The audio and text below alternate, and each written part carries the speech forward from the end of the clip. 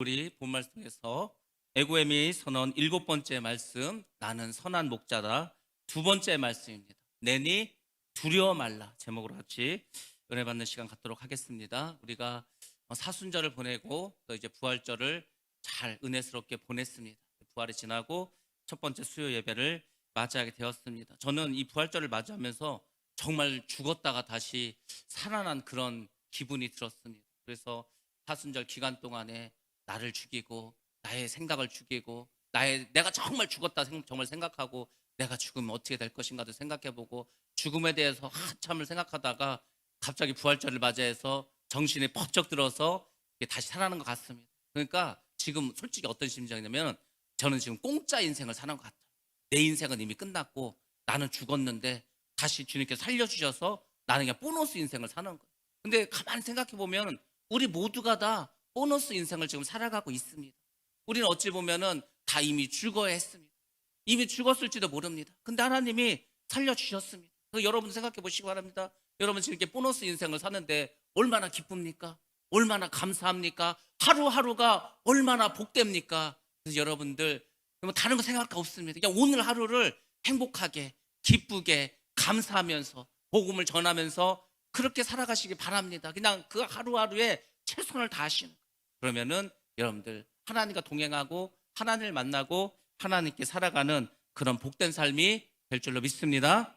예, 오늘 에고에미 말씀 중에서 이제 사실 4번째 말씀이었습니다. 나는 선한 목자라 이렇게 주님께서 말씀을 주셨습니다. 근데 이 나는 선한 목자라고 하는 이 선언과 이 연결되어 있는 표적이 있습니다. 그것은 예수님께서 바다 위를 건너신 표적과 연결이 되어 있습니다. 자, 우리 본문의 말씀을 제가 간단히 좀 설명해 드리도록 하겠습니다. 사실 낮에 어떤 일이 있었냐면 오병이어의 기적이 있었어요. 난리가 났겠죠. 세상에 2만 명이나 되는 사람이 남자 성이면 5천 명이었는데 모든 사람 합치면 2만 명 정도 되는 그 사람들이 기적을 맛봤습니다. 세상에 물고기 2마리, 보리떡 5개를 그 2만 명이 먹고도 12강주가 남는 정말 사상 초유의 역사상 정말 다시 없을 그런 기적을 맞이했습니다. 난리가 났죠. 사람들이 야 정말 예수님 하나님의 아들이고 우리 메시아인가 보다. 너무 기쁘고 너무 행복한 마음을 가졌습니다. 근데 예수님은 사람들이 열광하고 사람들이 막 소리 지르고 거기에 연연하지 않고 제자들에게 너희가 이제 배를 타고 저 건너편 이 갈릴리 호수 건너편을 가라고 하고 예수님은 산에 기도하러 이렇게 가셨습니다. 그래서 산기도를 하는 거예요. 산기도를 하는데 한밤중이 되었다고 합니다.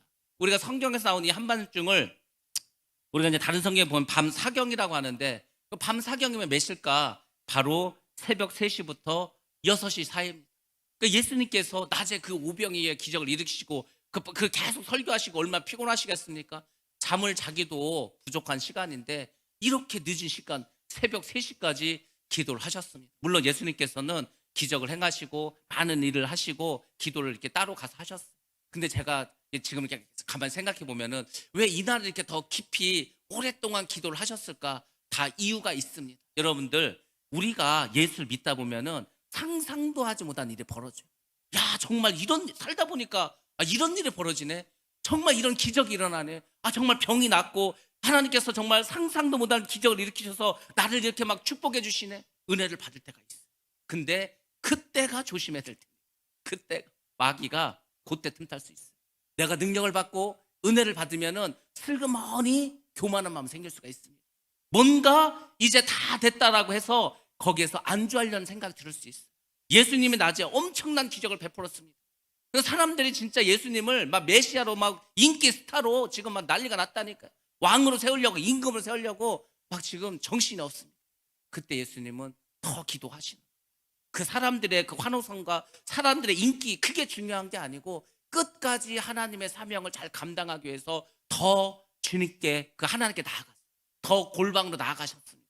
그래서 늦게까지 기도했다 이것을 우리에게 보여주고 있습니다. 아무튼 예수님께서 이렇게 기도를 하고 계셨습니다. 제자들은 이제 배를 타고 건너가게 되었습니다. 근데 이 제자들이 이제 배를 타고서 이제 건너가는데 그때 생각해보세요. 그 배가 얼마나 큰 배겠습니까? 나무로 만든 배입니다. 지금처럼 모터가 달린 것도 아니에요. 사람이 노를 저어서 가는 그런 배입니다. 근데 새벽이 되었는데 큰 바람이 일어나는 겁니다. 큰 바람이 일어나더니 파도가 막 높이지금 파도가 높아졌습니다. 그 사실 갈릴리는 강도 아니고 호수입니다. 호수. 그냥 넓은 호수. 넓은 호수가 어떻습니까? 잔잔한 게 호수 아닙니까? 잔잔한 게 호수. 근데 갈릴리 호수는 잔잔하지 않습니다. 거기는 막 큰 파도가 일을 때가 많이 있습니다. 왜냐하면 여기가 일교차가 심합니다. 우리가 잘 아는 것처럼 이스라엘은 이 사막지대가 있지 않습니까? 그래서 낮에는 그 뜨거운 태양에 의해서 이 호수가 막 뜨거워지고 데펴집니다. 뜨거운 공기가 계속 위로 올라가는 거예요. 근데 그 갈릴리 호수 주변에는 산이 있습니다. 양쪽에 다 산으로 둘러싸여 있습니다. 그러니까 산 위에는 찬 공기가 있습니다.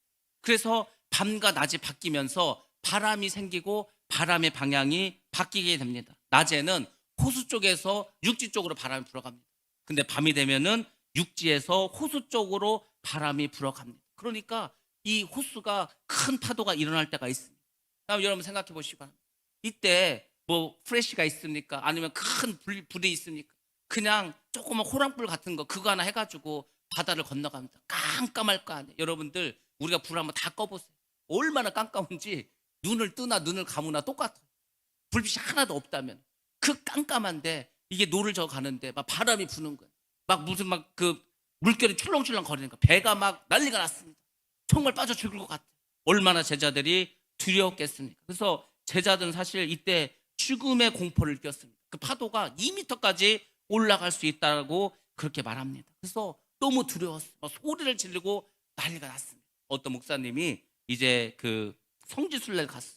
성지순례를 가서 이 갈릴리 바다도 가고 여러 곳에 갔어요. 근데 이분이 늘 그 마음속으로 생각하는 거 뭐냐면, 야, 그 예수님의 제자들이 믿음이 참 없지. 그거 뭐 그 파도가 인다고 해가지고 뭐 그렇게 무서워하고 두려워했을까? 그 생각을 늘 가지고 있었어요. 이분이 성지순례를 가고 갈릴리 호수에서 이제 배를 타고 갑니다. 근데 정말 바람이 부는 거예요. 파도가 치는데요. 지금 거기는 밤도 아니었습니다. 낮이었어요. 배도 나무 배도 아닙니다. 훨씬 더 큰 여객선이었습니다. 근데도 파도가 막 2m가 이렇게 이르니까 너무 무서워가지고 이분이 정신을 못 차리겠다. 정신을. 그래서 그때 깨달았어요. 야, 정말 엄청 무서웠겠구나. 이게 장난이 아니었구나. 이 생각을 했다는 거예요.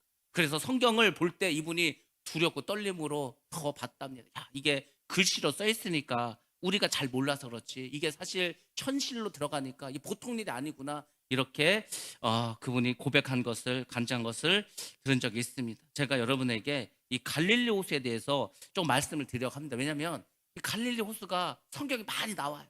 그래서 여러분들이 갈릴리 호수 하는데 도대체 갈릴리 호수가 어떤 곳인가 제가 한번 사진을 통해서 설명을 좀 드리도록 하겠습니다.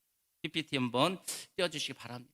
그 이스라엘의 지형을 보면 저 북쪽에 헐몬산이라고 하는 산이 있습니다. 여러분들 저 헐몬산 위에는 눈이 있습니다. 눈. 그것도 만년설이 있어요. 야, 그 이스라엘같이 더운 날에 무슨 눈이 있을까? 저 헐몬산은 북쪽에 있고 아주 높은 산입니다. 그래서 그 꼭대기에는 항상 그 얼음이 있고 눈이 있어요.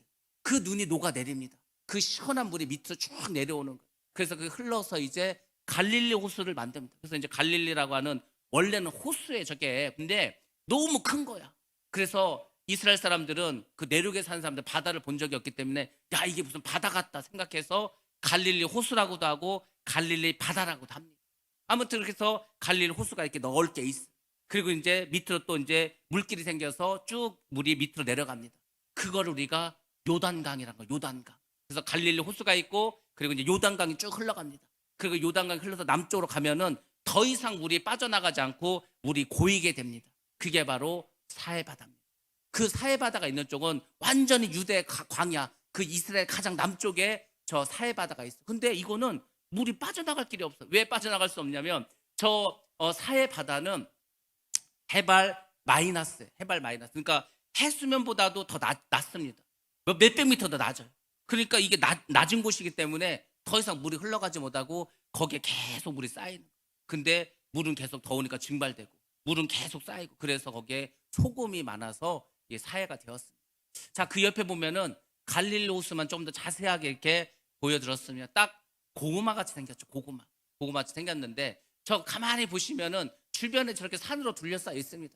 그러니까 산이 많으니까 일교차에서 바람이 많이 불 수밖에 없습니다. 그래서 저것을 우리가 갈릴리 호수라고도 하고 갈릴리 바다라고 합니다. 근데 우리가 그 갈릴리 호수를 다른 말로 부르는 게 있습니다. 다른 말로 부르는 명칭이 있습니다. 그게 바로 게네사렛 호수라고 합니다. 왜 게네사렛 호수라고 할까? 저기 지도를 잘 보시면은 게네사렛이라고 하는 도시가 있습니다. 그 도시가 있는데 사람들이 그 게네사렛에서 많이 이제 항구가 발달되어 있어요. 그래서 저 호수를 게네사렛 호수라고도 부릅니다. 그러니까 성경에서 예수님께서 부활하시고 그 제자들이 물고기를 잡으러 갔을 때 게네사렛 호수에 가셨다. 그럼 도대체 게네사렛 호수는 또 어디야? 이렇게 생각하는데 갈릴리 호수입니다. 갈릴리 호수. 이렇게 생각하시고 그 게네사렛이라고 하는 도시 주변에 있는 그쪽으로 가셨다. 이렇게 보면은 됩니다. 그래서 한번 저 이제 갈릴리 그 호수를 보여줬고 이제 사진으로 한번 보여드리도록 하겠습니다. 이 갈릴리 호수가 이제 오늘날에도 있겠죠. 사실 아름답습니다. 저렇게 주변에 산이 있고 주변에 이제 물가가 있으니까 주변에 도시들도 많이 생기지 않았겠습니까? 그래서 배를 타고 가면은 저 물 색깔도 파란색이고 해서 굉장히 아름다운 곳이 갈릴리 호수입니다. 사실 우리는 뭐 이스라엘 생각하면 늘 사막만 생각하는데 북쪽은 그렇지 않습니다. 북쪽은 산도 있고 뭐 날씨도 이렇게 서늘하고 그렇습니다. 다음 사진 보시면은 예 저렇게 산이 있고 파도가 저렇게 좀 일 때가 있습니다. 조금 더 바람이 많이 불면 저렇게 파도가 강해집니다. 근데 저 파도가 2m까지 생길 수 있어요. 깜깜한 밤에 2m의 파도가 생긴다고 생각해 보시면 제자들이 얼마나 무서울까, 얼마나 죽음의 공포를 느끼게 되었을까. 자, 아무튼 우리가 지금 상황은 그 상황. 제자들이 막 이게 막 풍랑이 일어가지고 무서워서 덜덜 떨고 있었습니다. 근데 그때 예수님이 기도를 하고 계시는데 그 제자들이 소리치는 거를 이 예수님께서 아셨어요. 그 뭐 들렸겠습니까? 그 뭐 소리나 떨어져 있는데 근데 예수님께서 영안을 가지고 있기 때문에 제자들이 지금 위기에 빠진 것을 보게 돼요. 그 예수님이 그 산을 내려와서 또 다른 배를 타가지고 제자들을 구하러 가게는 시간적인 여유가 없는 거예요. 그 예수님께서 신적인 능력을 발휘하셨습니다. 바로 물 위를 걸어서 제자들에게 갔습니다. 물 위를 걸어갔어요. 여러분들 지금도 안 되는 것, 인간이 할 수 없는 것 중에 하나가 뭐냐면 물 위를 걸을 수가 없습니다. 이론적으로는 가능해요. 많은 사람들이 물 위를 걷을 수 있다. 이론적으로는 어떻게 걷냐면은 딱 물 위에 서는 거예요. 그래서 이제 한 발을 딱 나갑니다. 그러면 빠지려고 할 거 아니야? 빠지기 전에 다른 발을 딱 찝는 거예요. 또 이 발이 빠지기 전에 또 빨리 이렇게 하는 거예요. 근데 이론적으로는 되는데 아무도 물 위를 걸은 사람 없습니다. 근데 예수님께서는 물 위를 걸어서 제자들에게 가셨어요. 왜 가셨을까요? 제자들을 구해주기 위해. 여러분들 하나님이 모르는 척하는 것 같지만 하나님이 아무것도 모르는 것 같지만 하나님 여러분을 다 보고 계세요.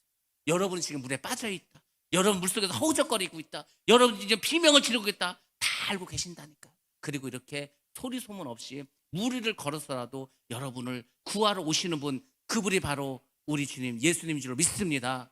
그러니까 두려워하지 말라. 내니 두려워하지 말라. 야 내가 왔으니까 아무 걱정하지 마. 그 얘기를 하는 겁니다. 갓난 애기들이 엄마만 없으면 난리가 나고 막 울지 않습니까? 뭐 누가 뭐라고도 안 했는데 막 울고불고 난리가 나. 근데 엄마만 나타나면 그 울음을 그치고 하지 않습니다. 우리가 다 그런 거예요. 주님만 오시면 모든 어려움을 해결할 수가 있습니다. 그 주님께서 제자들이 탄 배를 향해서 이렇게 옵니다. 그래서 이제 영어 성경에서는 패스 바이란 썼어. 이게 뭐냐면 그 배를 지나가려 하신다 이런 뜻이에요. 지나가신다. 근데 그게 마가복음에 보면 헬라어로 그 지나간다는 단어를 이런 단어를 썼습니다. 발레코마이란 썼어요. 발레코마이. 그래서 우리가 이게 원어로 보게 되면은 훨씬 더 그 깊은 뜻을 알게 됩니다. 그냥 우리는 성경에 봤던 예수님께서 그 제자들이 지금 위험에 처했으니까 그 제자들이 있는 곳을 향해서 그 배를 향해서 지나가고 있구나. 이렇게 그냥 우리는 단순히 생각하는데 그렇지 않습니다. 이 단어는 굉장한 의미를 갖고 있습니다. 자, 발레코마이가 어떤 말을 가지고 있냐? 이런 뜻을 갖고 있습니다. 중요한 의도를 가지고 일단은 의도가 있어요. 목적이 있다는 겁니다. 중요한 의도를 가지고 한 사람의 삶 속으로 의도적으로 뛰어드는 거. 의도적으로. 지금 예수님께서 제자들이 막 지금 풍랑에 일고 있습니다. 아무 생각 없이 가서 도와줘야 돼. 이런 게 아니에요. 지금 예수님은 분명한 의도를 가지고 계십니다. 물론 이제 제자들을 구원해 줘야 되겠죠. 제자들이 지금 힘들고 어렵고 물에 빠지니까 도와주러 가야 되겠죠. 근데 그 목적만 있는 게 아니에요. 사실 예수님은 제자들에게 그걸 보여주고 싶은 거예요. 내가 곧 하나님. 봐라, 내가 지금 물을 걷고 있냐? 내가 하나님이다. 그것을 사실 보여주고 싶은 그 의도, 그 목적이 있었다는 겁니다. 그래서 제자들의 삶 속으로 지금 의도적으로 뛰어드는 거예요. 지금 제자들이 다 보는 앞에서. 그래서 예수님께서 제자들에게 나아갔습니다. 바로 하나님께서 인간의 삶에 개입을 하신 거예요. 여러분들 성경에 보면은 인간의 삶 속에 하나님의 개입하신 장면이 있습니다. 오늘 하나님께서 아브라함을 부르는 거예요. 아브라함의 인생에서 그 인생에 하나님이 개입을 하시는 거예요.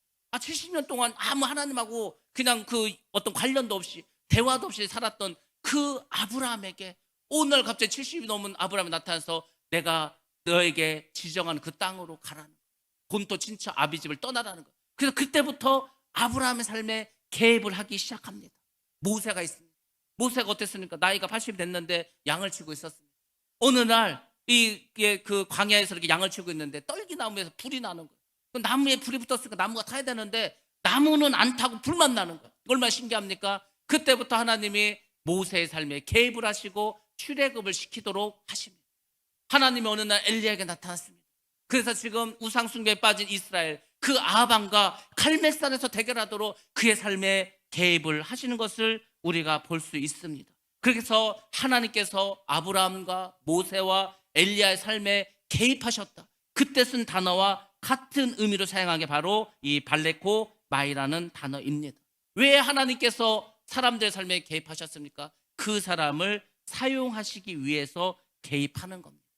여러분들 어떤 사람이 복받은 사람인지 아십니까? 어떤 사람이 축복의 주인이신지 아십니까? 바로 그의 삶 속에서 하나님이 개입하신 사람, 그 사람이 복받은 사람인 줄로 믿습니다. 평생을 사는데 평생을 그냥 내 마음대로 내 뜻대로 재밌게 살았다고 했는데 하나님하고 전혀 상관없는 삶을 살아. 그 불행한 삶입니다. 그 지옥 가는 삶입니다. 정말 행복한 사람, 정말 복받은 사람은 늘 하나님과 상관 있는 삶을 살아야 돼요. 상관이 없는 게 아니고 늘 하나님과 주님과 상관 있는 사람, 늘 하나님께서 그 사람의 삶에 개입하셔서 그 사람의 삶 일거수일투족과 그 사람의 인생과 그 사람 계획을 다 개입하셔서 그 사람을 이끌어가는 사람이 진정 복된 그런 사람입니다. 그래서 여러분들이 하나님을 경험하셔야 되는 거예요. 하나님과 상관없는 사람이 아니라 하나님과 상관 있는 사람이 우리 모든 대할 줄로 믿습니다. 예수를 믿는데 하나님을 믿는데 천국에 가겠다고 하는데 하나님하고 아무 상관이 없어. 하나님하고 대화도 하지 않아. 하나님을 만난 적도 없어. 하나님의 말씀도 듣지 않아. 하나님 어떻게 보실 겁니까? 여러분들 우리 모든 하나님을 경험해야 됩니다. 그러기 위해서는 여러분이 하실 일이 있어요. 뭘 하셔야 되냐? 기도를 하셔야 돼요. 기도를 어떤 분은 생각합니다. 난 기도하는데요. 매일 하는데요. 얼마나 하십니까? 한 5분은 하는데요. 5분 기도해서 하나님 만나기 쉽지 않습니다. 제가 이렇게 경험한 바로는 최소한 매일 1시간 이상을 통성으로 기도하면서 또 무슨 이렇게 방언을 기도하면서 그래야 좀 하나님 음성을 듣고 그래야 좀 하나님과 상관이 있고 그래야 하나님께서 그 사람 삶 속에 역사하시고 개입하시지 그냥 한 5분 기도하고 나는 기도하는데 하나님께서 나를 싫어하는지 하나님이 없는지 나에게 아무 말씀도 안 한다. 그게 아니라니까. 여러분들 최소 1시간이더라. 사실은 그 조영희 목사님 맨날 얘기한 게 그거 아니에요? 목사는 하루에 3시간은 기도해야 돼. 기본이 그 조영희 목사님 왜 성령 충만하고 왜 능력 충만하고 그 많은 병자를 고치고 그 많은 일을 하셨습니까? 다른 거 없어요. 기도만 했어서. 그분이 공부를 엄청 많이 했습니까? 무슨 신학 박사를 따가지고 신학적으로 그런 거 하나도 없습니다. 기도 많이 해서 그렇게 됩니다. 그러니까 여러분들도 마찬가지입니다. 내가 정말 하나님 만나고 싶고 내가 정말 하나님이 살아계시면 경험하고 싶다. 그러면 여러분들 기도하시기 바랍니다. 간절히 기도하시기 바랍니다. 새벽이 됐던 낮이 됐던 밤이 됐던 시간 날 때마다 교회에 오셔서 기도하세요. 그래도 교회가 기도하기 가장 좋습니다. 왜? 방해받지 않잖아요. 항상 찬양 틀어놓죠. 여기 성전에서 기도하는데 누가 시끄럽다고 할 사람 아무도 없죠. 그러니까 될 수 있으면 성전에 나와서 기도하시면 좋습니다. 기도를 해야 돼요. 근데 기도를 하는데 기도할 때 또 전제 조건이 있습니다. 그냥 무조건 기도한다고 되는 게 아니고 기도하시면서 회개를 하셔야 돼요. 회개. 제가 이렇게 가만히 보니까 하나님이 죄가 있으면 복을 안 주시더라고요. 죄가 있으면 만나주시지도 않더라고요. 그러니까 하나님은 일단은 계속 회개를 시키십니다. 회개를 시키시고 이제 정말 때가 됐어. 정말 하나님이 이제 복을 주시고 하나님이 이제 경험하게 하시고 하나님 역사하게 하셔. 그러면은요 강력한 회개를 하게 합니다. 정말 이제 하나님 내가 오늘 거짓말했습니다. 오늘 나쁜 일 이런 회개가 아니고 정말 내 심령 가운데에서 나오는 정말 진심 어린 회개. 그런 회개를 시키셔요. 그런 회개를 딱 시키신 다음에 그럼 어떻게 했어요? 깨끗해졌을 거 아니에요? 그때 역사하십니다. 그때 말씀해 주십니다. 그때 성령 충만해서 우리의 삶 막 인도하시고 주장해 가십니다. 그러니까 꼭 기억하시기 바랍니다. 기도해야 되는구나. 기도하면서 회개해야 되는구나. 기도도 오랫동안 해야 되구나. 그 생각을 하셔야 됩니다. 그리고 간절히 사모하셔야 됩니다. 기도는요 하나님께 사모하셔야 됩니다. 하나님 이렇게 좀 해주세요. 정말 좀 나를 불쌍히 좀 여겨주시고요.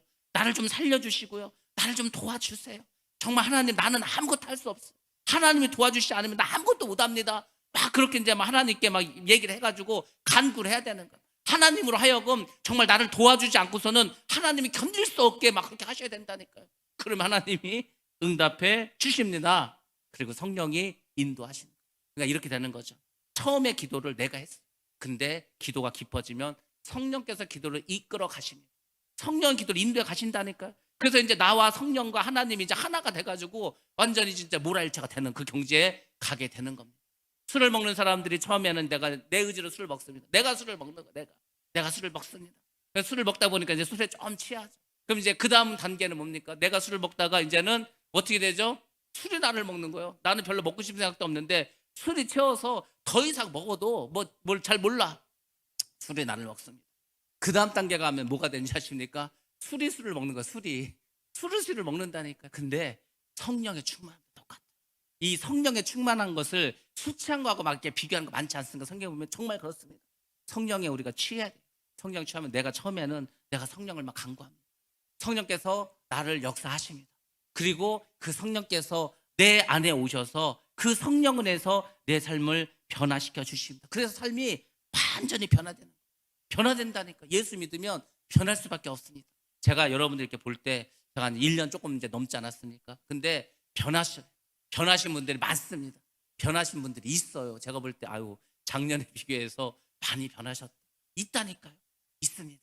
정말 더 기도하시고 더 진지해지셨고 더 믿음을 살려고 하고 있어요. 여러분들 변하는 분이 있다니까. 여러분 잘 모르시겠지만 여러분들이 그렇게 조금씩 변화되고 있습니다. 저는 얼마나 감사하고 기쁜지 모릅니다. 여러분들이 계속 이렇게 변하시기 바랍니다. 나중에는 완전히 예수에 미치시기 바랍니다. 그러니까 솔직히 우리가 인생을 살아가면서 그 얘기를 들어야 돼. 제가 학생들한테 그럽니다. 너 영어를 잘하고 싶냐? 간단해. 영어에 미쳐. 그래서 네 주변 사람들이 너 미쳤냐? 너 무슨 맨날 뭐 텔레비나 이런 거 봐도 영어만 듣고 맨날 앉아서도 뭐 영어만 하고 말도 막 영어로 말하고 너 미쳤냐? 이 소리를 들으면은 이제 영어 잘하게 되는 거야. 공부도 마찬가지라. 너 공부에 미쳤냐? 그러면 공부 잘하게 되는 거예요. 너 예수에 미쳤냐? 예수 잘 믿는 겁니다. 예수 똑바로 믿는 겁니다. 여러분들 예수에 미치면 하나님께서 주님께서 여러분의 삶을 완전히 변화시키고 전혀 다른 삶을 살아가는 거예요. 정말 나는 죽고 예수로 사는 그런 삶이 됩니다. 여러분들 생각해. 내가 나를 생각해도 내가 변한 것 같아. 내가 딴 사람이 된 것 같아. 내가 완전히 정말 나도 모르게 정말 뭐 이렇게 나도 진짜 딴 사람이 된 것 같다는 그 생각을 여러분이 하시게 됩니다. 여러분들 우리가 아는 찬양 중에 찬송가 289장에 이런 가사가 있습니다. 제가 이 설교를 준비하면서 갑자기 이 가사가 생각하면서 정말 그렇지. 예수를 믿으면 이렇게 되지. 289장이 주 예수 내 맘에 들어와라는 찬양입니다. 이렇게 부르죠. 주 예수 내 맘에 들어와 계신 후 주 예수가 내 맘에 들어왔습니다. 어떻게 되죠? 변하여 새 사람 되고 예수님이 들어오면 변하여서 새 사람이 됩니다. 내가 늘 바라던 참빛을 찾음도 주 예수 내 맘에 오심. 우리가 인생의 빛을 찾지 않습니까? 밝은 빛을 찾지 않습니까? 내 갈 길을 어떻게 가야 될 것인가? 예수님이 들어오시면은 그렇게 됩니다. 주 예수 내 맘에 들어와 계신 후 망령된 행실을 끊고. 우리가 얼마나 망령된 행실을 하고 있습니까? 말도 망령되게 하고 행실도 망령되게 하고 망할 짓만 하고 사는 거예요. 망할 짓만 하고 살아. 근데 주님이 내 안에 들으면요 그걸 끊어버려. 내가 막 끊어야지. 술 담배 하는 사람이 내가 끊어야지. 절대 못 끊습니다. 술 담배를 어떻게 끊어요? 마약 하는 사람 내가 마약 끊어야지. 못 끊습니다. 중독된 거는 끊을 수가 없는 거예요. 근데 주 예수 내 마음에 들어오면은요 먹으라고 줘도 못 먹습니다. 피라고 줘도 못 핍니다. 왜? 몸이 안 받아. 그냥 막 담배 한 모금 빨면 기침 나고 막 토할 것 같고 술 한 모금 먹으면 심장이 두근두근 또 터질 것 같고 막 쓰러질 것 같고 안 된다니까. 나는 할 수 없습니다. 그러나 주님은 그렇게 해 주십니다. 머리털보다도 더 많던 내 죄가 눈보다 더 여시네. 생각해 보세요. 우리의 죄가 얼마나 많습니까? 머리털이 얼마나 많습니까? 근데 그 머리털보다 많은 내 죄가 어떻게 됩니까? 주님께서 내 안에 들어오면 눈보다 더 희게 변화된다고 말씀해 주고 있습니다. 그럼. 그래서 찬송가는 그거에 다른 게 아니에요. 은혜를 받은 사람이, 하나님이 체험한 사람이 그 간증을 쓴 것이 찬양의 가사입니다. 거기에다 곡을 붙이면 찬송가가 되는 거예요. 그래서 여러분들 기도도 안 된다. 내가 좀 어떻게 될지 모르겠다. 그럼 기도도 안 돼. 그럼 뭐 하냐? 찬송가를 부르시기 바랍니다. 찬송가가 뭐죠? 기도에 곡을 붙이는 게 찬송가 아닙니까? 찬송가를 부르시면서 그 가사를 가만히 음미해 보세요. 그 안에 모든 것이 사실 담겨져 있습니다. 여러분들 은혜 받으시면 뭐 하고 싶은지 아십니까? 찬송가가 그렇게 부르고 싶어. 찬송가 그렇게 부르고 싶다니까요. 정말 그렇구나. 그 가사 하나하나가 그래 맞아. 아이고 내가 은혜 받기 전에는 이게 뭔 소린가 했는데 세상에 내가 은혜를 받으니까 그 찬송가가 다 이해가 되는 거예요. 제가 막 기도를 하고 예전에 이제 기도를 하고 은혜를 받았습니다. 근데 저도 모르게 그 찬양에서 내 영혼이 은총 입어 중한 죄짐 벗고 보니 슬픔 많은 이 세상도 천국으로 화하도다. 천국으로 변화된다는 거 아닙니까? 슬픔 많은 이 세상이 내가 은혜 받고 보니까 이 세상이 천국이었어. 그런데 왜 그전에 몰랐죠? 이 세상이 천국인 걸. 여러분들이 그걸 깨달으셔야. 저는 이번 부활절과 이 코로나를 겪으면서 그걸 생각했습니다. 아, 이 세상이 천국이구나. 이 세상에서 하나님께서 많은 복을 주셨구나. 이 세상에 슬픔만 많고 고통만 많은 게 아니었구나. 근데 왜 자꾸 그렇게 고통스럽고 힘든 것만 보고 살았을까? 여러분들 지금부터 힘들고 고통스럽고 아프고 이런 거 다 잊어버리시기 바랍니다. 그런 건 다 여러분 생각 속에서 내던지시기 바랍니다. 그리고 천국에 사는 거예요. 그냥 주님이 함께 계시니까 기뻐하고 즐거워하고 뭐 행복하게 하고 말을 하더라도요 좋은 말 해주세요. 그냥 사람들 만나면 좋은 말만 해주시라고. 좋은 말만. 밥을 먹어도요 대충 그냥 먹는 게 아니고 한 끼를 먹어도 이 식사가 내 인생의 마지막 식사다 그 생각을 해서 혼자 먹더라도 최선을 다해서 맛있게 해서 드시기 바랍니다. 그렇게 하세요. 얼마든지 그렇게 할 수 있습니다. 저는요 감자를 주잖아요. 그럼 감자를 가지고 여러 가지 요리를 해 먹습니다. 감자국을 끓여서도 먹고 감자를 졸여서도 먹고 감자로 피자를 해서도 먹고 감자를 쪄가지고 으깨가지고 어떻게도 먹고 많아요. 엄청 많습니다. 오징어를 저에게 주시기 바랍니다. 오징어 찌개를 끓여서도 먹고 오징어를 볶아서도 먹고 오징어로 튀김을 해서도 먹고 오징어가 얼마나 할 게 많지 아십니까? 그러니까 여러분들이 똑같은 재료를 가지고 이렇게도 해서 먹어서 기쁨을 누리시고 저렇게도 해서 기쁨을 누리시고 아니 그 인생 나의 삶을 행복하게 기쁘게 막 그렇게 자꾸 바꿔야 될 거 아니에요? 왜 슬퍼하고 왜 괴로워합니까? 그게 있습니다. 되게 슬픈 것 같아. 뭐 되게 큰일이 많은 것 같아. 엄청 난리가 난 것 같아. 근데요 정작 보면은 별것도 없어. 별것도 없다니까. 그러니까 내가 왜 이렇게 스트레스를 받고 뭐 내가 뭐 때문에 이렇게 마음 쓰고 아무것도 아닌데 정말 아무것도 아닌데 빈 껍데기였는데 내 마음만 힘들어. 그런 경우가 많이 있습니다. 그래서 여러분들 마음을 편화시키시기 바랍니다. 주님께서 들어오면 반드시 편화시켜 주실 줄로 믿습니다. 이 찬양이 289장이 여러분의 고백이 돼야 됩니다. 그래야 여러분 삶이 기쁨과 그리고 감사로 넘쳐날 줄로 믿습니다. 그 주님을 체험하시는 겁니다. 예수님을 이제 제자들이 보게 되었습니다. 제자들이 얼마나 깜짝 놀랐겠어요.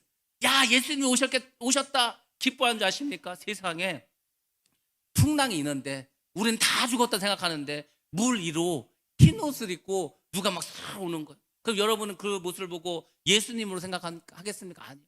누구나 다 귀신으로 생각합니다. 야 내가 죽을 때가 되니까 귀신이 눈에 보이는구나. 다 그 생각할 거 아닙니까? 그래서 이 제자들이 예수님이 오시는데 그것을 보고 막 유령이라고 생각했습니다. 뭐 당연히 그렇게 생각할 수밖에 없습니다. 두려워했습니다. 여러분들 이것도 마찬가지. 여러분들 지금 이 배에 타고 있다고 생각해 보시고 그 예수님도 안 보인다는 거 귀신으로 보이지 두려운 존재로 보이지 그럴 수밖에 없습니다. 우리 한번 PPT 한번 보시겠습니다. 물론 이게 그림이라서 우리가 잘 볼 수는 없지만은 깜깜한 밤에 풍랑이 있는데 다 죽게 생겼는데 저렇게 바다 위에 저렇게 누군가 슥 오는 거 귀신이지 저 예수님을 보이겠습니까? 다음 또 사진 한번 보시기 바랍니다. 다음 사진 보시면 이제 베드로가 뛰어내리겠다고 또 하여튼 용감하게 뛰어내렸죠. 근데 보니까 파도가 확 옆에 이는 거예요. 그래서 뭐 빠지지 않았습니까? 그러니까 저 그림을 우리가 이렇게 봤지만은 뭐 간단한 그림이지만 여러분들이 내가 저 안에 있다 나도 저곳에 있다 여러분들은 어떻게 할 것인가? 저는요 막 소리를 으악 하고 막 소리를 질렀을 것 같습니다. 그러니까 막 제자들이 다 소리를 지르고 막 물에 빠진다고 난리가 났어요. 근데 예수님께서 딱 한마디 하십니다. 내니 두려워 말라. 여러분들 여러분 삶 가운데 힘들 때가 있습니다. 풍랑이 일 때가 있습니다. 막 배가 뒤집혀서 정말 죽을 수도 있는 그런 위기의 상황도 있습니다. 그때 예수님이 탁 오셔서 한 말씀 하시면 됩니다. 내니 두려워 말라. 여러분들, 이 주님의 음성이 여러분의 들리시기 바랍니다. 이 주님의 음성을 여러분들 새 힘을 얻으시기 바랍니다. 주님이 함께 하시는데 뭐가 문제가 되겠습니까? 여러분들, 그래서 내니 두려워 말라, 이 말씀을 꼭 마음속으로 새기고 살아가시기 바랍니다.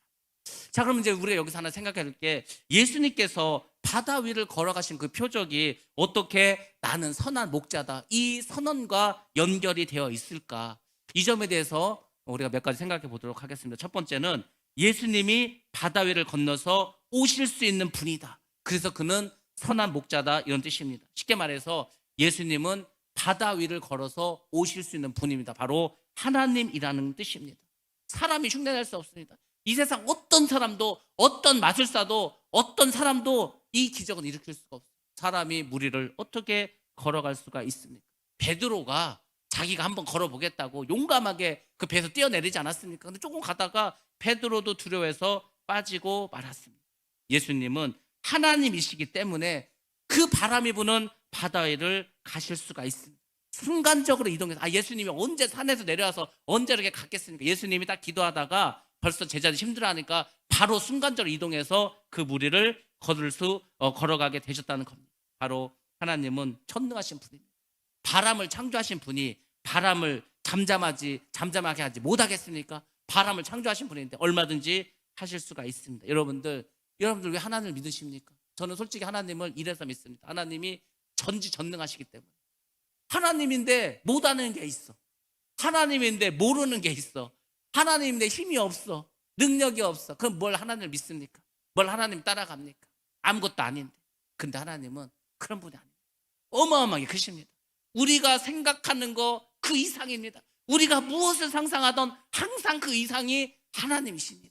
그러니까 그분을 우리가 믿는 줄로 믿습니다. 여러분들, 천능하신 하나님, 그분을 바라보시기 바랍니다. 바로 우리를 걸으셨다는 것은 하나님은 천능하신 분이고 그 주님이 바로 하나님이고, 그래서 선한 목자가 되신다, 이렇게 우리가 연결해서 볼 수 있습니다. 두 번째는 고난당하는 제자들에게 바로 즉시 나타나는 모습을 보여주셨기 때문에 선한 목자라고 볼 수 있습니다.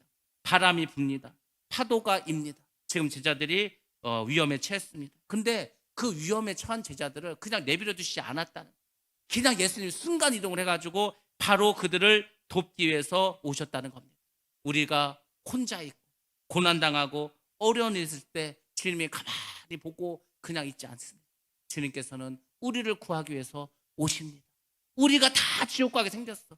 우리를 살리기 위해서 저 높은 천국에서 그 영광보좌를 버리고 이 땅에 오시지 않았습니까? 바로 주님은 그런 분이라는 것을 여러분들 꼭 기억하시기 바랍니다. 여러분들이 마귀에게 붙잡혔어. 가만히 보고 계시냐? 그렇지 않습니다. 즉시 오셔서 우리를 도와주십니다. 우리와 함께 하시고 동행하시고 내주하십니다. 그래서 마귀가 틈을 타도, 그래서 우리를 공격해도 주님께서는 막아주십니다. 그거 기억하시기 바랍니다. 우리가 동물의 한국 보면은 사자가 뭐 여러 가지 막 동물, 사슴도 잡아먹고 소도 잡아먹고 얼룩말도 잡아먹고 합니다. 근데 우리가 이제 뭐 그 잡아먹는 것만 찍어서 보여줄 수 없지, 다 성공하는 게 아니에요. 이 사자들도 그걸 알아요. 그 큰 소가 있습니다. 큰 막 물소가 있습니다. 버팔로 같이 막 뿔도 큰 소가 있어요. 막 1톤이 넘는 그런 소들이 있어요. 큰 소. 이거는 사자들도 마음대로 공격을 못 합니다. 잘못하면 자기가 죽을 수가 있어요. 그래서 그 버팔로를 공격할 때는 큰 소를 공격하는 게 아니고 새끼들을 어떻게 좀 공격하려고, 새끼들을 어떻게 물어가려고 합니다. 그래서 이제 막 틈을 노리다가 새끼가 어떻게 무리해서 좀 나오게 돼서, 그러면 막 사자떼들 막 몰려듭니다. 그러면은 그 어미 소가 가만히 보고 있습니까? 그 뿔을 앞세고 와서 막 사자들 막 이리저리 합니다. 그러면 사자들이 그 막 뿔에 찔려가지고 사자들도 많이 죽습니다. 사자들이 사냥하다가 많이 죽어요. 다치기도 하고. 다치면 죽는 거죠. 다쳐가지고 뭐 여기 뭐 배에 무슨 뿔에 찔렸다. 그럼 결국은 상처가 나고 죽습니다. 그래서 사자들도 사냥하다가 많이 죽기 때문에 목숨 걸고 사실 싸우는 거예요. 그러니까 그 어미 소들이 가만히 있지 않습니다. 우리 주님이 마귀가 우리를 괴롭힌다, 마귀가 우리를 막 공격한다, 그러면 이놈의 자식들 해가지고 마귀들만 몰아내고 우리를 건져내어 주십니다. 그러니까 그분이 선한 목자고 하나님이 되시는 겁니다. 세 번째로, 예수님이 함께 계시니 그 배가 곧 목적지에 이르게 되었다는 겁니다. 지금 제자들이 깜깜한 거예요. 지금 강 건너편을 가야 되는데, 이 호수 건너편을 가야 되는데 방향을 잃어버렸습니다. 깜깜하고 보이지도 않고 어디가 어딘지도 모르고 풍랑이 이러니까 계속 제자리만 그냥 빙빙빙 돕니다. 여러분의 인생에 주님이 없고 주님의 나침판이 되지 않으시면은 여러분의 인생도 빙빙 도는 거예요. 나는 열심히 살고 뭔가 열심히 하는데 맨 제자리만 도는 거예요. 오히려 막 뒤로 갑니다. 뒤로. 주님이 오셔야 되는 거예요. 여러분의 인생에 주님이 개입하셔서 여러분의 삶을 인도해 주셔야 우리가 빨리 목적지에 가게 됩니다. 주님께서는 우리의 삶을 그래서 인도해 주십니다. 성령께서 뭐 괜히 오십니까? 우리의 삶을 인도해 주시는 거 아닙니까? 안전하게 목적지까지 이르도록. 지금 제자들은 어떻게 합니까? 강 건너편으로 안전하게 가야 되지 않습니까? 이스라엘 백성들은 출애굽해서 안전하게 가나안에 들어가야 되지 않습니까? 여러분 어떻게 됩니까? 여러분은 천국으로 안전하게 들어가야 될 거 아닙니까? 어떻게 합니까? 주님이 오셔서 우리를 그렇게 인도해 주십니다. 우리 성경 말씀 한번 보겠습니다. 요한복음 6장 21절 말씀입니다. 같이 한번 봅니다. 시작. 이에 기뻐서 배로 영접하니 배는 곧 그들이 가려던 땅에 이르렀더라. 아멘. 이에 거기서 배로 영접하니. 예수님께서 배에 타셨죠? 배는 곧 그들이 가려던 땅에 이르렀다. 그러니까 주님이 오시면 곧 바로 즉시 목적지에 이르게 됩니다. 여러분들이 인생을 살아가다 보면 질병에 걸릴 수 있습니다. 이번에 코로나가 한 차례 막 몰아쳐서 우리가 다 홍역을 겪지 않았습니까? 질병 때문에 또 여러 가지 사고 때문에 다쳐서 그렇게 순간순간 우리가 어려울 때가 많이 있습니다. 지금도 우리 성도들 중에 입원한 분이 있습니다. 수술을 앞둔 분도 있습니다. 사고로 또 지금 뭐 여러 가지 좀 고통스러운 그런 분도 있습니다. 그런데 우리 인생 속에는 늘 그런 어려움들이 있습니다. 근데 그 힘들고 어렵고 수술을 앞두고 얼마나 두렵고 고통스럽습니다. 근데 그 시기를 또 지나고 나고 회복되면은 금방 일상으로 돌아올 수 있습니다.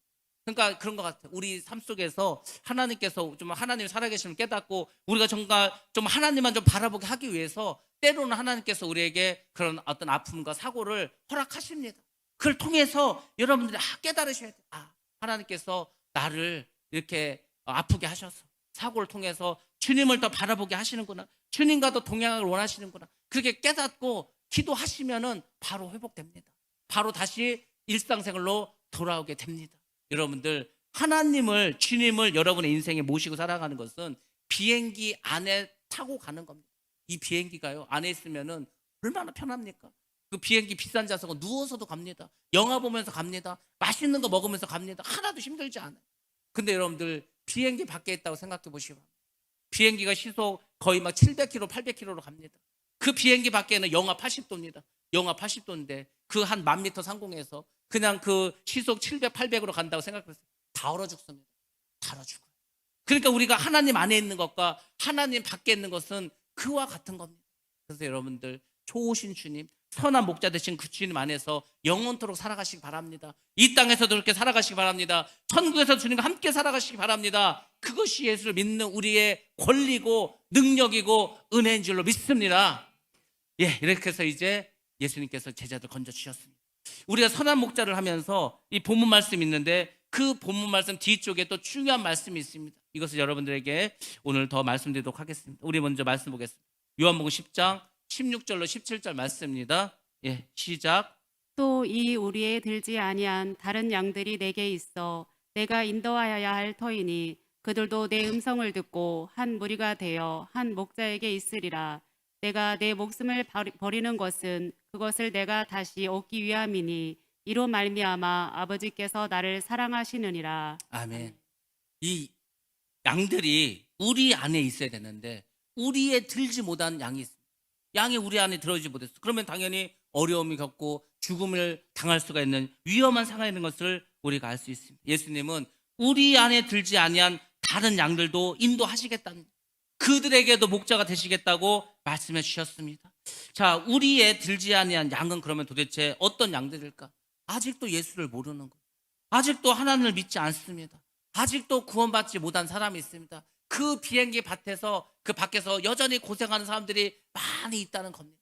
예수님 볼 때에는 이 사람이 두 종류밖에 없지 않겠습니까? 예수를 믿는 사람과 믿지 않는 사람, 이거밖에 없습니다.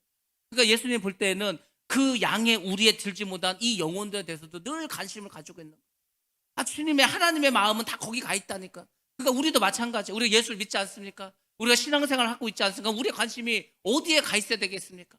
아직도 예수를 믿지 않는 사람이 있다는 거예요.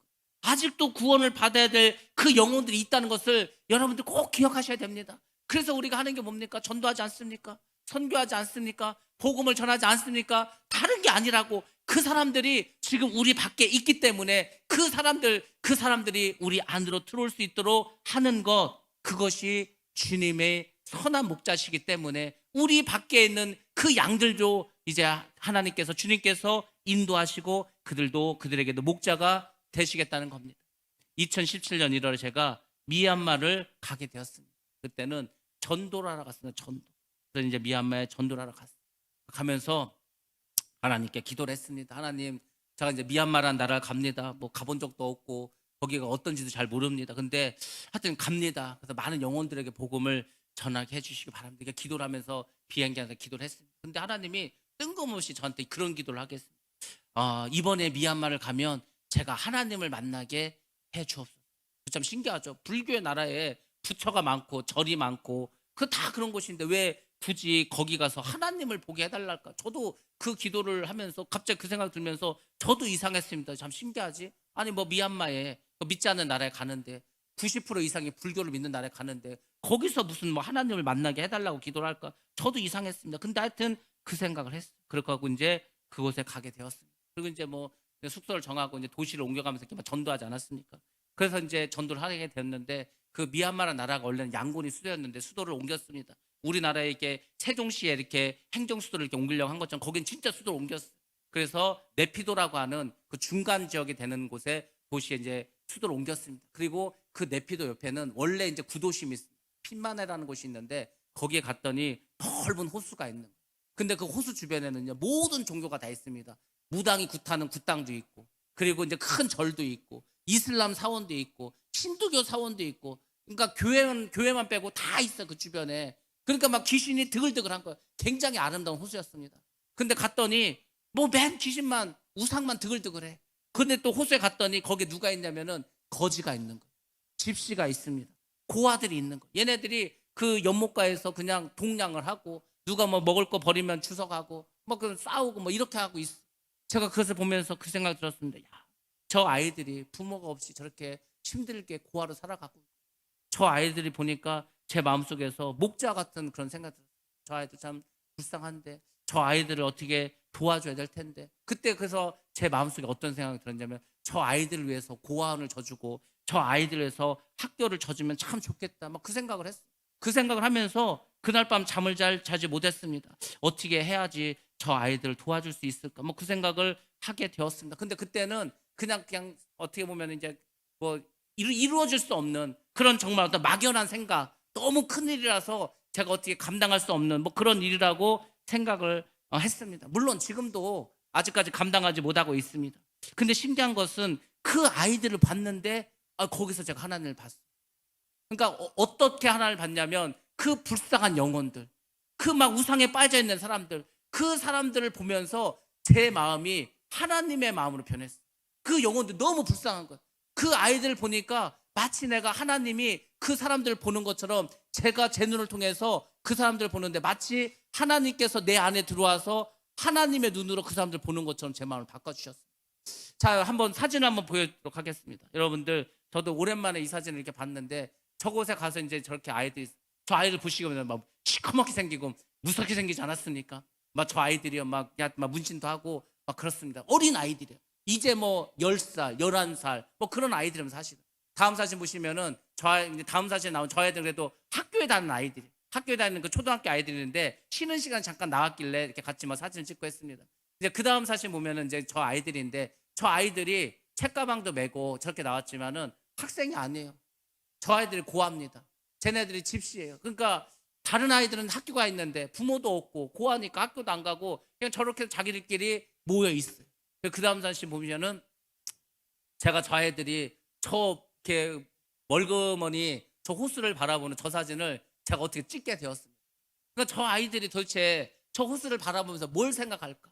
부모도 없고 나이도 어리고 집도 없고 인생을 어떻게 살아야 될까? 막막할 거 아닙니까? 저 애들 누가 돌보기를 하겠어요? 저 아이들 이렇게 살다가 한 대여섯 살 되면은 여자애들 이제 애를 낳기 시작합니다. 그럼 한 20살 되면은 애가 막 2명, 3명을 낳았어. 그럼 그 아이들 어떻게 됩니까? 또 버려. 그럼 또 그 아이들, 그 자식들도 똑같이 되는 거야. 거지가 되고 집시가 되고 또 저 인생을 사는 거예요. 그러니까 돌아다니는 개하고 다를 게 하나도 없어요. 그냥 길거리 인생이 되는 거예요. 저 영혼들을 보면서, 저 아이들 보면서 제 마음이 막 그냥 막 너무 너무 슬프기도 하고 괴롭기도 하고 아프기도 하고, 저 아이들을, 저 영혼을 어떻게 해야 될까? 저 아이들 보면서 하나님을 하여튼 제가 경험하게 되었습니다. 자, 그렇게 해가지고 아무튼 1월 달에 미얀마 가서 전도를 했고, 다시 11월 달에 미얀마를 가게 됩니다. 이번에는 전도하러 간 게 아니고 집회를 하러 갔습니다. 집회라서 이제 우리가 지금 후원하고 있는 그 뭐 우물도 지어주고 교회를 져주는 그 지역, 그 시골에 이제 가게 되었습니다. 여러분들, 우리가 그동안 이제 열심히 우물을 파기 시작해서, 제가 2017년 11월 달에 그곳에 갔을 때 우물을 하나 지라고 하고 이제 우물 하나 질 돈을 주고 왔어요. 그때부터 시작해가지고 지금 현재까지 12개의 우물을 우리가 파줬습니다. 13번째 우물을 지금 파고 있는 중입니다. 14번째 우물도 예약되어 있는 상황입니다. 그러니까 어떻게 보면은 이 우물 사업이 이렇게 될 줄 몰랐습니다. 근데 하여튼 하나님께서 우리에게 은혜를 주셔서 계속 우물을 파게 되었습니다. 그리고 예상하지도 못하고, 우리는 기도하지도 안 하고, 우리는 정말 원하지도 않았지만 교회 건축을 하게 되어서 그 교회가 다 이제 건물 짓게 되었습니다. 이제 집기류만 사면 되는 거예요. 의자를 사고 뭐 강대상을 사고 물탱크를 사고 뭐 이제 그런 것만 남았어요. 그 뭐 이제 선풍기 사고 뭐 이런 것만 남았습니다. 그래서 제가 이제 생각해 보는 거, 2017년에서 지금까지 5년 전인데 그 5년 동안 뭐 하여튼 하나님께서 여러 가지 그 일을 감당할 수 있도록 했어요. 물론 아직 학교는 짓지 못하고 아직 고아는 짓지 못했지만 그래도 여러 가지로 이렇게 하나님께서 일을 하게 하셨습니다. 그러면서 저에게 그 마음을 항상 주는 거예요. 선한 목자는 다른 게 아니다. 헌신하고 도와주고 늘 끊임없이 어떻게든지 그 영혼을 위해서 기도하면서 그 영혼이 천국 갈 수 있도록 그 영혼을 잘 보여주고, 그 목자가 정말 그 어린 양에게 좋은 거를 먹이고 좋은 물을 먹이려고 하는 그 부모의 심정으로 하는 것, 그게 바로 선한 목자다. 그 마음을 계속 저에게 부어주셨습니다. 자, 우리 한번 사진 한번 보도록 하겠습니다. 그동안 우리가 우물을 이제 저 마을이 바로 우리가 지금 우물을 지어주고 했던 그 마을입니다. 이게 갔더니 뭐 집회를 해야 되는데 뭐 교회도 없고 집도 다 판자촌이고 뭐 갈 수가 없어서 이렇게 길바닥에서 사실 전도를 했습니다. 그래서 많은 사람들이 사실 와서 말씀 듣고 전도를 했습니다. 다음 사진도 역시 마찬가지로 저곳이 이제 그 이장님 집인데, 그 이장님이 일단은 믿으면은 저 지역은 다 이제 예수를 믿을 수 있습니다. 그래서 이장님을 먼저 전도하고 그분이 이제 뭐 예수를 영접할 수 있도록 이장님 집에 가서 이렇게 했는데, 저렇게 돼 있어요. 집이 그냥 원룸에 원룸. 저렇게 이제 넓은 공간이 있고 방은 이렇게 칸막이를 나무로 칸막이를 해서 방을 이렇게 만들고 저 안에 뭐 부엌도 있고 다 있습니다. 저렇게 살아가고 있는 거예요. 저기서 70명이 예배를 어떻게 드립니까? 못 드리지. 그래서 이번에 교회를 짓게 됐습니다. 다음 사진 보시면은 저기서 이제 저게 첫 번째 우물입니다. 저희가 이제 저 마을에 갔는데 이 마을에 저 우물 하나밖에 없다는 거예요. 아니 750가구가 있는데 2,000명이 사는데 우물이 하나예요. 그러니까 이제 어떤 사람은 항아리를 이고서 1시간 반을 걸어와서 저 우물을 깃는다고 하는 거예요. 그러니까 세상에 어떻게 삽니까? 그래서 이제 우물을 파기 시작했습니다. 그래서 이제 우물을 첫 번째 우물을 팔고 했습니다. 다음 사진 보시면은 이제 첫 번째 우물하고 저게 두 번째 우물입니다. 이제 파기 시작했죠. 첫 번째, 두 번째. 그 다음 보시면은 이제 세 번째, 네 번째입니다. 그리고 그 다음 보면은 다섯 번째, 여섯 번째. 그 다음 일곱 번째, 여덟 번째. 그 다음에 아홉 번째, 열 번째. 그 다음에 열하나, 열둘. 그렇게 해서 13번째는 지금 우리가 파고 있는 중입니다. 이렇게 해서 하나님께서 그분의 일을 해 나가시는 거예요. 하나님은 제가 그랬잖아요. 하나님은 스스로 일을 하는 게 아니고 사람을 부르십니다. 하나님의 일을 맡기는 거예요. 누구에게? 사람에게. 그러니까 그 하나님의 일을 맡아서 하는 사람이 복된 자라고 하지 않았습니까? 그 사람도 누굽니까? 바로 우리인 줄로 믿습니다. 우리가 그 일을 하는 거예요. 하나님께서 하실 일을 우리를 부르시면 우리가 그 일을 대신하는 겁니다. 근데 우리가 하는 것 같지만 결국은 또 하나님이 다 하십니다. 2017년에 우리가 부활절에 헌금을 해서 캄보디아의 학교를 져줬습니다. 저는 사실 기도하면서 하나님, 그 캄보디아에 교실 한 칸만이라도 좀 우리가 지을 수 있도록 해주시기 원합니다. 그렇게 기도했습니다. 근데 하나님이 또 우리에게 복을 주셨습니다. 교실 한 칸이 아니고 게스트하우스를 짓게 했습니다. 사진 한번 보도록 하겠습니다. 이 캄보디아는 그래도 이 미얀마보다는 형편이 좋은 것 같습니다. 이렇게 레미콘도 있고 저렇게 해서 건물을 해서 그 다음 다시 보면은 우리가 잘 아듯이 저렇게 게스트하우스를 이쁘게 잘 지어서 하지 않았습니까? 이 저게 다 보면은 하나님이 하시는 겁니다. 하나님. 언더우드가 우리나라 와서 우리 조선을 얼마나 위해서 열심히, 이 언더우드 선교사는요 한국에 와서 엄청난 말을 했습니다. 병원을 세우고 학교를 세우고 뭐 정말 우리나라가 근대화하는 데 있어서 어떤 왕이나 어떤 정치인보다도 더 큰 일을 한 분이 사실 언더우드 선교사입니다. 이 언더우드 선교사가 원래 이제 그 미국에서는 이 언더우드를 중국으로 보내려고 했습니다. 근데 언더우드가 기도를 하는데 조선으로 가라는 거 하나님. 그래서 이제 선교에 가서 나는 조선으로 가겠습니다 이렇게 얘기했더니 조선은 지금 선교사를 죽인다는 거예요. 조선의 왕이 선교사들을 지금 붙잡아서 죽이는데 뭘 조선을 가냐고. 거기는 우리가 이게 적색 국가라고. 거기는 절대 가서는 안 된다고. 생명의 위협을 느끼는 그런 나라라고. 그래서 이제 조선을 못 보냈어. 근데 이제 이분은 나는 조선을 가야 되겠다. 그래서 이제 조선도 못 가고 중국도 못 가고 그런 상황이 있었습니다. 근데 기도를 하고 있는데 어느 날 언더우드 선교사를 누군가 찾아왔습니다. 그리고 이야기를 하는 거예요. 내가 기도를 하는데 하나님께서 우리 선교사님에게 이 돈을 갖다 주라고 했습니다. 이 돈을 가지고 선교하라고 했습니다. 그 돈은 무슨 돈인지 아십니까? 캄보디아를 선교하기 위해서 모아둔 돈이에요. 캄보디아로 가야 될 돈이 조선으로 왔습니다. 그러니까 이게 세월이 한 100년 지나니까 어떻게 됐죠? 우리가 그 캄보디아를 위해서 일을 하게 되는 거예요. 하나님은 잊지 않으십니다. 100년 전의 일도 하나도 잊지 않으시고 결국은 그것을 행하게 하십니다. 그 캄보디아로 갈 돈이 언더를 통해서 조선으로 왔죠. 100년이 지나서 우리가 그 캄보디아를 이렇게 돕지 않습니까? 우리가 미얀마를 돕지 않습니까? 하나님은 그렇게 일을 하시는 거예요. 우리가 캄보디아 사람 만난 적이 있습니까? 뭐 미얀마 사람 본 적이 있습니까? 아프리카 사람 본 적이 있습니까? 그래도 이렇게 하는 거예요. 미국의 성도들이, 미국의 교인들이 조선 사람을 본 적 있습니까? 조선이란 나라가 있는데, 한국이란 나라가 있는데 전쟁 나고 못 살고 거지만 산다, 이 소문이 나가지고 먹을 것을 보내고 옷을 보내고 돈을 보내지 않았습니까? 다 우리가 그래서 은혜를 입었다니까. 그래서 그것을 또 우리가 계속해서 갚아 나가야 되는 거예요. 하나님은 계속 그렇게 일을 하십니다. 누굴 통해서? 순종하는 사람을 통해서, 그 하나님의 마음을 가지고 있는 사람을 통해서, 선한 목자의 심정을 가지고 있는 그 사람들을 통해서 하나님께서는 일하시고 역사하고 계신 줄로 믿습니다. 그렇게 하는 거예요. 그 여러분들이 하나님의 일을 잘 감당하셔야 됩니다.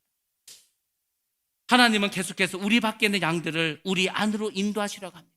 그 일을 우리가 해야 되는 거예요. 하나님을 기쁘시게 하는 일을 우리가 해야 합니다. 하나님을 기쁘시게 하는 일이 뭐가 있겠습니까? 하나님을 기쁘시게 하는 일이 뭘까 제가 한번 생각해 봤어요. 그랬더니 이거더라고. 하나님을 감동시키는 거예요. 그래서 하나님이 야, 정말 너 너무 고마워. 너 정말 너무 이뻐 죽겠어. 너 진짜 원하는 게 뭐야?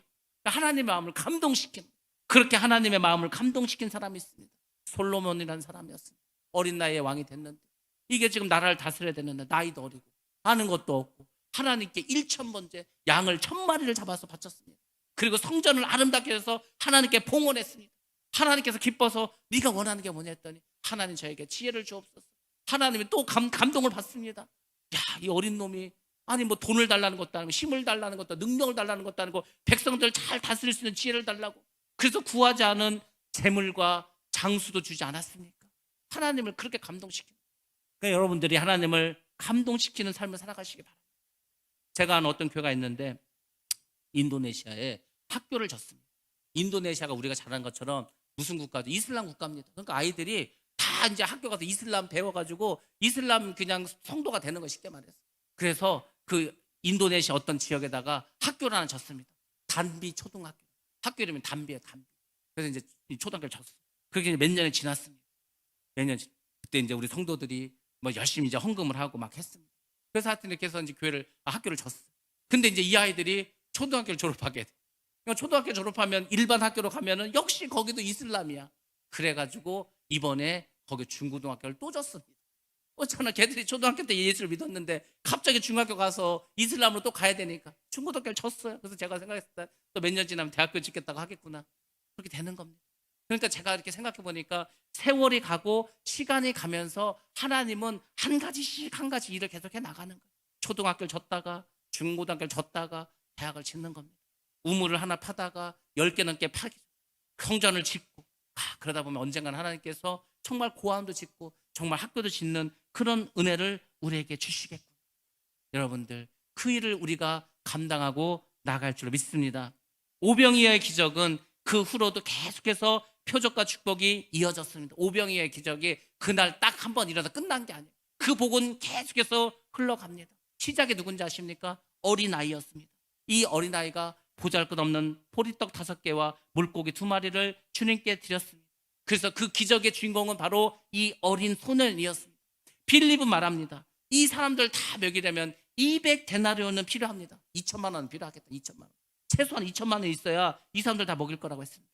안드레는 말했습니다. 이걸로 우리가 뭘 할 수 있겠습니까? 이 많은 사람들 이걸로 어떻게 먹을 수가 있겠습니까? 했어요. 근데 성령께서는 말씀하셨습니다. 이 아이의 헌신으로 인해서 2만 명이 먹고 12강주리를 남길 수 있었다. 그리고 그 2만 명 중에서 도시락을 갖고 온 사람이 이 소년만이 아니고 다른 사람도 있었지만 결국 주님의 음성에 순종해서 드린 사람은 이 소년밖에 없었다. 그래서 이 소년을 통해서 기적이 일어났다고 말씀해 주셨습니다.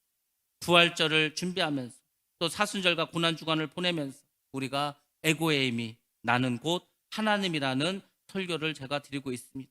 주님께서 우리에게 말씀하려는 것은 무엇일까? 곧 내가 하나님. 그 얘기를 하시는 겁니다. 내가 하나님이야. 내가 하나님. 내가 하나님이라는 것을 계속 말씀해 주고 있습니다. 그리고 내가 곧 너희에게 구원이 된다. 너희에게 생명이 된다. 너희에게 목자가 된다. 너희에게 길이 되고 너희에게 선물이 되고 너희에게 영생을 주는 자가 바로 나라는 것을 계속해서 주님은 말씀해 주고 있습니다. 여러분, 그동안 우리는 주님께 받기만 했습니다. 받는 거에만 관심을 가졌습니다. 근데 여러분, 이제 조금 우리가 철이 들었고 우리의 믿음이 조금 놀랐다면 여러분들 하나님께 드려보시기 바랍니다. 드려보시기 바랍니다. 드리면 어떻게 되는지 아십니까? 드리면 하나님께서 우리의 삶을 변화시켜 주십니다. 30배, 60배, 100배의 복이 말로만 그런 게 아니고 정말로 그렇게 복을 주십니다. 저는 어떤 분 딱 100배 복을 받는 걸 봤어요. 왜 하나님께서 정확하게 100배 복을 주신지 아십니까? 그 성경 말씀을 응하게 하기 위해서 정말 딱 100배의 복을 주시는 것을 봤습니다. 여러분들이 하나님께 마음을 드리고 여러분의 시간을 드리고 여러분의 물질을 드리고 여러분의 생명을 드리면 주님께서는 여러분들을 정말 존귀한 자로 복된 자로 삼아 주실 줄로 믿습니다. 내 인생에 이런 날이 오다니, 내가 예수를 믿어서 이렇게 변하다니, 여러분들이 그 변화의 주인공이 되어야 할 줄로 믿습니다. 여러분들 이제 주님을 바라보시고 정말 나를 팔아 예수를 사자. 아도 주수, 나를 팔어. 네 살도 팔고 네 뼈도 팔고 네 생명도 팔고 예수를 사라. 그 말씀을 기억하시고 정말 이제는 하늘나라의 보화를 쌓는 저와 여러분이 되시기 바랍니다. 하늘나라는 지금도 확장되고 있습니다. 하늘나라는 지금도 계속해서 넓어지고 있습니다. 그리고 주님이 오시면 그 하늘나라가 이 땅에서 완성될 줄로 믿습니다. 여러분들 주님 바라보시고 믿음 안에서 승리하면서 다 살아가시기를 주님의 이름으로 축원합니다.